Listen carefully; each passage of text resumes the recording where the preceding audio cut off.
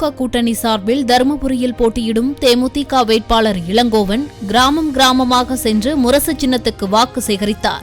சௌமியா அன்புமணியை எதிர்த்து களம் காணும் அவர் வெளியூர் வேட்பாளரை ஆதரிக்காமல் உள்ளூர்வாசியான தனக்கு மக்கள் வாக்களிக்க வேண்டும் என கேட்டுக்கொண்டார். அந்த 8000 கூப்பன்ல நீங்க உங்களுக்கு வேண்டப்பட்ட பொருளை வேண்டப்பட்ட கடையில நான் மிக்சி எடுக்கலாம், நான் பிரிக்க எடுக்கணும், எதை வேணாலும் நீங்க எடுத்துக்கலாம். அந்த 8000 ரூபாய் பொருளை எடுத்துட்டு ஒருவேளை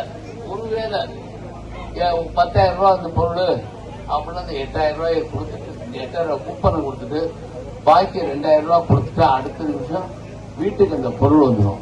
அது தரமான பொருள் தரமான கடையில் எடுத்து நீங்க சௌரியமா வீட்டில் வச்சுக்கலாம்.